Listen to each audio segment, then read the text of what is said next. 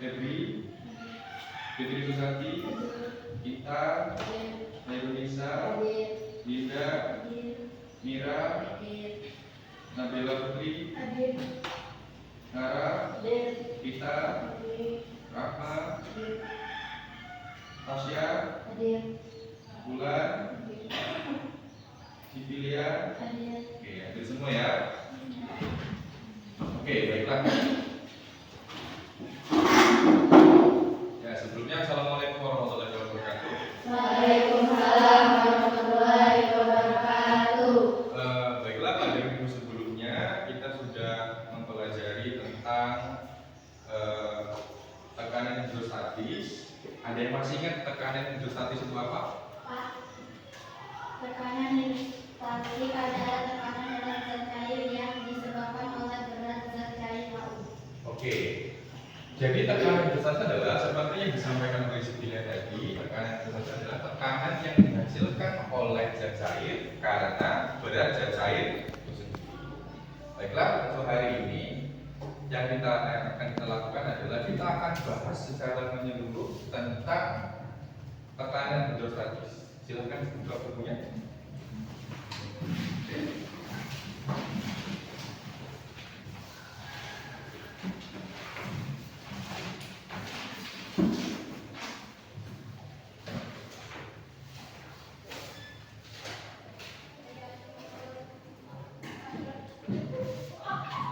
Oke, saya akan sampaikan sedikit. Jadi seperti yang disampaikan tadi oleh Sibilia, tekanan hidrostatis adalah tekanan dalam zat cair yang disebabkan oleh berat zat cair itu sendiri. Oke, dalam hal ini tekanan zat cair itu memiliki rumus.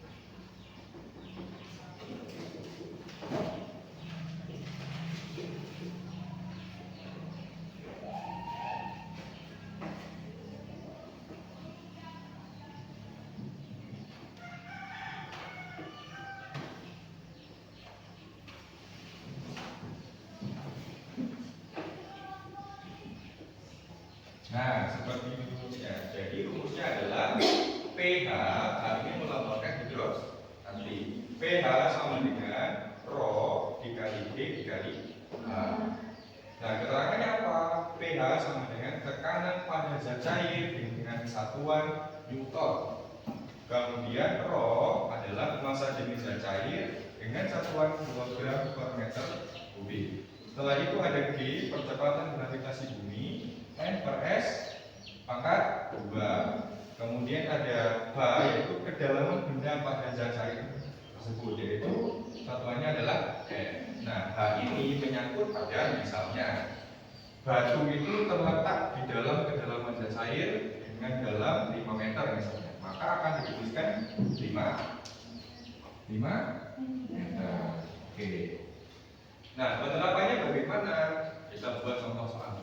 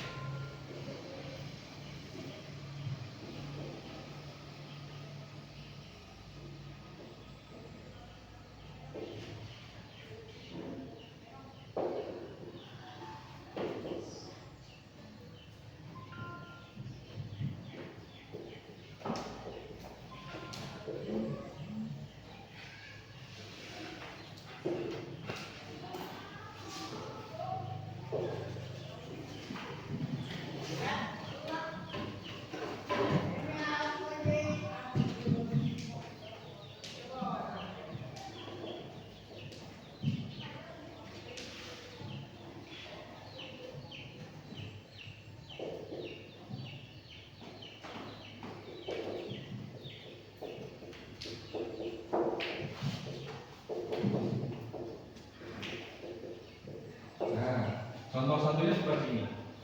Sebuah benda terletak pada kedalaman 10 meter. Jika massa jenis zat cair adalah 1000 kg per meter kubik, maka berapakah tekanan yang dialami benda tersebut? Jika G sama dengan 10 meter per sekon kuadrat, maka langsung kita masukkan ke dalam rumus. Kita buat dulu diketahui, kita jabarkan. Yang pertama ada apa yang pertama? Yang pertama apa? H, kedalaman. H sama dengan 10. Apa yang kedua? Rho. Berapa rho? 1000 kilogram per meter kubik. Apa yang ketiga? G. 10 meter per sekon kuadrat. Ditanya. Apa yang ditanya? B.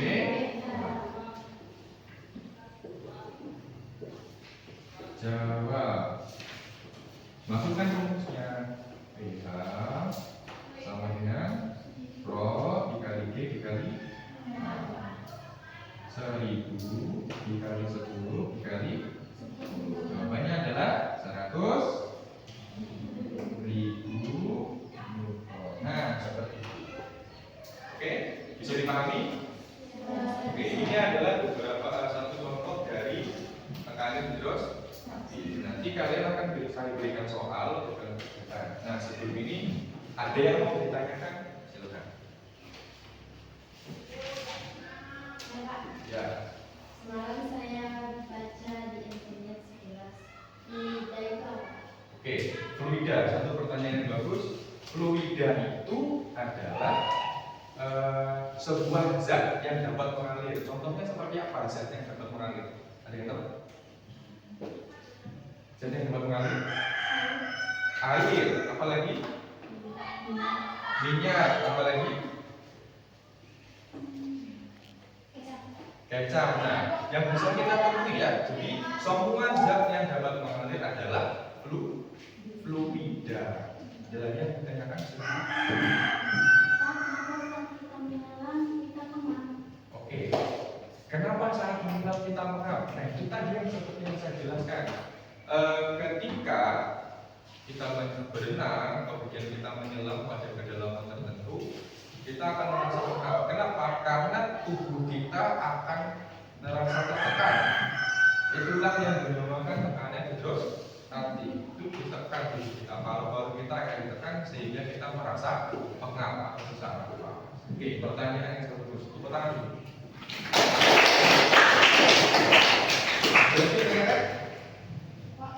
Ya. Oke, massa jenis. Pertanyaan yang bagus.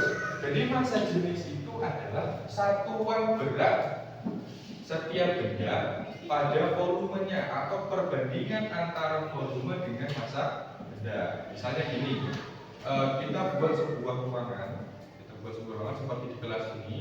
Ini ukurannya sekitar 9 meter persegi, ya. 81 meter persegi. Jadi untuk setiap 1 meter persegi dalam satu kotak, ketika kita isi air, itu volumenya adalah 1000 kg per meter persegi. Jadi kalau kita kotak-kotak kelas ini, itu jadi kotak-kotak kecil 1 meteran seperti kubus, maka dalam satu kubus itu berisi 1000 kg per meter persegi air. Seperti itu. Paham ya? Ya. Paham? Oke. Mungkin itu saja pada kesempatan kita kali ini pembelajarannya. Saya akan berikan kalian tugas di rumah. Silakan cari di internet mengenai bejana berhubungan yang akan kita bahas nanti di pertemuan berikutnya. Jelas? Jelas. Nah, kita refleksi lagi. Tadi pertanyaannya sudah bagus. Kemudian, tapi akan saya perbaiki sedikit. Ketika bertanya, itu harus diberikan dulu sebutkan kamu tadi melihat apa, seperti yang Mira bilang. Pak, saya tadi melihat atau semalam saya baca di internet tentang fluida, tapi hanya saya baca sekilas. Bapak bisa jelaskan enggak tentang fluida? Boleh. Atau seperti yang Mira tadi sampaikan, Pak, kemarin saya berenang, ketika saya menyelam rasanya sesak itu kenapa Pak? Sama dengan Bino tadi, masa jenis. Kita tahu masa jenis seperti ini, itu baru kita boleh ditanyakan untuk hal-hal yang lain. Jelas? Jelas. Oke, cukup untuk hari ini. Silakan nanti belajar lagi di rumah. Saya akhiri. Wassalamualaikum warahmatullahi wabarakatuh.